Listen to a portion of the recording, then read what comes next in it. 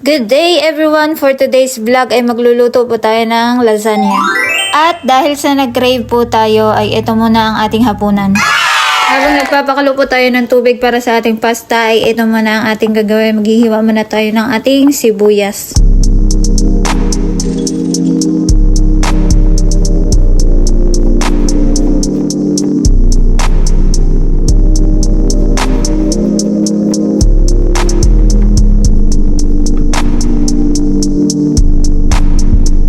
So, ayan na nga, kumukulo ng ating tubig na may oil at asin. So, ilulubog na natin ang ating lasagna pasta. Ang inilagay ko palang asin dyan ay yung may garlic salt po. Para mas malinam na at magkalasa ng ating pasta.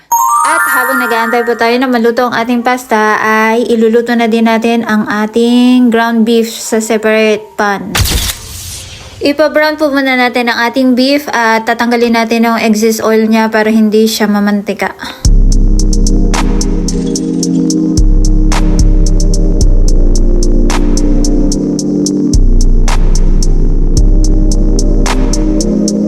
Pagkatapos po natin tanggalin yung oil niya, so ilalagay na natin ang ating minced onion. Tapos imekos-mekos na natin yan ng mga 10 minutes lang. So dapat po gradually yung paghalo para hindi masunog yung ilalim ng ating beef. After 10 minutes, ayan, ihalo na natin ang ating marinara sauce. Pwede po natin ilagay tomato sauce kung wala po kayong marinara sauce. It depends on you po kung anong available dyan sa inyo. Wow! Tapos halo-haluin po natin at patuyo-tuyuin ng konti para hindi siya masabaw. Nice! Pangit naman siguro kung masabaw ang ating lasagna. Ano yun? Lugaw. So ayun na nga, nilagay ko na ang ating dried oregano at ang ating black pepper para pampalasa. At habang niluluto natin ang ating beef ay magluluto naman tayo ng ating bechamel.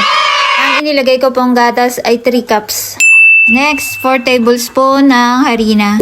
And then, imekos-mekos na natin at hanggang sa maluto at lumapot ang ating bechamel. At nagkanta bulol-bulol na naman tayo sa ating pag-voice over. Bongga, di ba? At habang nagpapalitada po tayo dyan, ay i-preheat na natin ang oven ng 380 degree Fahrenheit.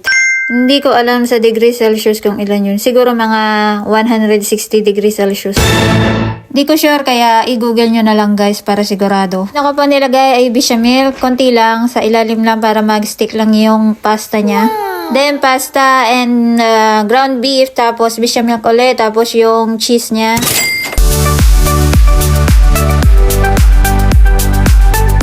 Pwede nyo iluto yung bechamel kasabay ng cheese para mas malinamnam siya at mas malambot. Nice! So, ayan na nga, 2 layers po ang aking ginagawa. So, paulit-ulit lang po yan para nag-ano lang tayo ng Graham float. Tapos, lagyan na natin ng shredded mozzarella cheese sa taas. Damihan na natin para mas yummy at cheesy. At ilagay na natin sa oven ng mga 15 minutes para mag-golden brown lang yung taas niya. So, moment of truth, luto na ang ating lasagna. Pwede na tayong kumain ng hapunan. At dyan lang po nagtatapos ang ating video. Thank you guys for watching. God bless you. Bye!